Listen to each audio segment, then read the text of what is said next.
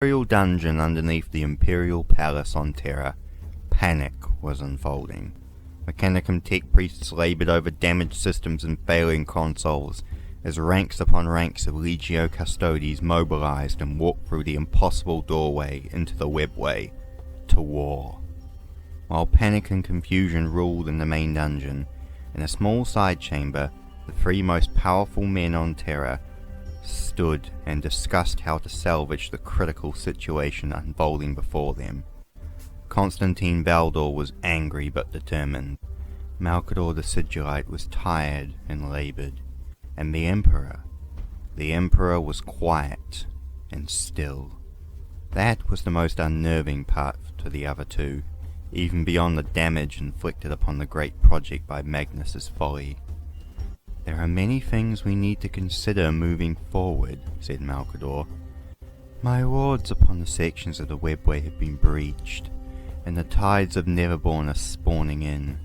If they reach the dungeon, then all is lost. I have mobilized the 10,000 and contacted the Somnus Citadel on Luna. We will hold the webway as long as possible. However, it still leaves the question of the Crimson King," spoke Valdor. "His truth of his cryptic warning, or the methods and damage he caused in telling us? His warning was nonsense, but his breaking of the edict and the damage he has caused cannot be overlooked." "We have received reports from Davin. I wouldn't overlook them so quickly, Constantine." "We cannot overlook anything, Constantine. Magnus knew what he was doing when he used his powers to travel here. He must believe all of what he said. I regret that my anger allowed me to cloud over what he was saying at the time." "So potentially Magnus and Horus. Did I not warn you all that this was an outcome when they were taken from us all those years ago?" "It is not the time to point fingers or assign blame, Constantine. What matters now is to ensure the safety of the project and of the Imperium." "Agreed. Do we know if Magnus knew what he was doing and is in league with the powers assailing us, or is he just an unwilling pawn?" Valdor and Malcador turned to the Emperor as the Emperor fought in silence for a few moments. "Magnus's folly may have undone the project. However, I do not believe that he knew the true consequences of his actions, or that his actions were motivated from malice. Magnus, while his actions have caused irreversible damage, he and his sons also have the power to salvage the project, and while I trust Horus implicitly, I trusted Magnus to keep to the Edict of Nicaea.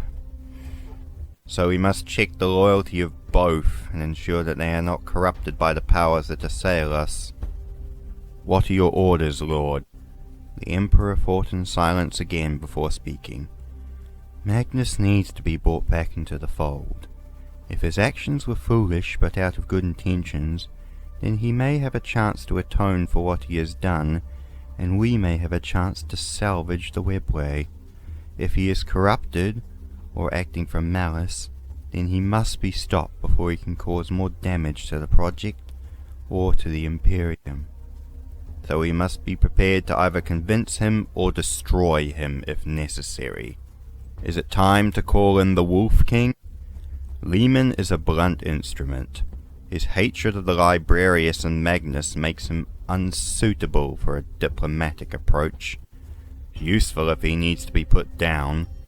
Perhaps, Constantine, but I believe we need someone more diplomatic for this mission." "Who is Magnus close to?" "The Angel and the Khan." "The Librarius again." "Indeed, but who to send of the two?" "The Angel is more diplomatic, although I am sure he would not be as willing to put Magnus down as Russ or the others."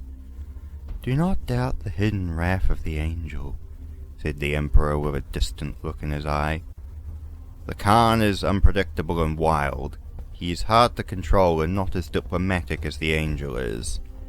"True, but he is also far closer to Prospero than the Angel and his sons.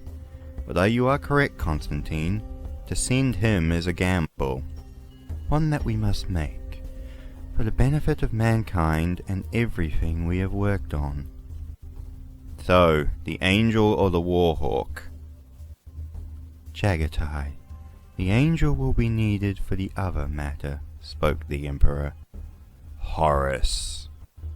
Yes, the War Master will need to be monitored in case Magnus's warning is true. The Angel and Horus are close. He will be able to tell if something is wrong with the War Master. We did not tell the Primarchs the whole truth behind the dangers of the warp. I am not sure the Angel will be able to tell if he is corrupted or not. And if he is, we need to return to the same issue of if the Angel will be willing to use force to act if he is. If the War Master is tainted, then we will need more than just the Angel and his legion to defeat him. It is merely reconnaissance to send the Angel. So multiple legions should be sent? It would arouse suspicion, legion movement that large. That cannot be avoided, but it still beckons the question of who to send. The Lion, perhaps, or Fulgrim? Where is Dawn? I recalled him to stand with me on Terra as my honor guard, but he has not yet arrived. I believe all effort should be made to hasten him along. Agreed, Malkador. Now the War Master. We need to decide who to send along with the Angel. It would arise suspicion beyond the veil if we use dramatic action. It may accelerate their plans against us. The Angel should be sent alone, and if the War Master has indeed fallen, then we will call in the remaining legions. Very well, sire. It is not wise to send them alone when they do not know what they could be facing. They won't be alone, Constantine. You and 2 companies of the 10,000 are to be sent to Prospero, alongside a contingent of the Silent Sisterhood, while another detachment of the 10,000 will be sent with the Angel. They will know what to look for. My lord, what about the webway? Is it not wise to separate the 10,000 right now? Perhaps, but it is necessary. The majority of the 10,000 will remain with me upon Terra. So, we need more troops for the war beneath us. I shall organize any spare Mechanicum forces on Terra to assist. Agreed. This is not a battle for the legions or the army. Indeed, so we are agreed, Constantine. You will lead the 5th and 6th legions to Prospero and escort Magnus back to Terra, while I shall muster some forces to the webway and organize Sanguinius to check with Horus. Oh, and I shall also try and hasten Dawn's return to Terra if possible. So ordered. Agreed. Remember, Constantine, while your wrath at Magnus and the project is understandable, we cannot allow your wrath or Lehman's to cloud your judgment. Only strike down the Crimson King if there is no other options left to you. Yes, my lord. They all stood in silence for a few moments before Malkador spoke again. I am recalling Dawn to Terra, but should we recall any of the others? No, the crusade must continue on as normal. It would arouse suspicion from beyond the veil if we dramatically change our plans now. Until we know the truth, it is best that we keep the legions in the dark. It would be wise to give Terra extra security, just in case. I shall delay the deployment of all Imperial Army units still on Terra for a while. We shall call it administration delays while Dawn makes his return. Very well. Another long silence passed between the 3. And what about you, my lord? What shall you be doing?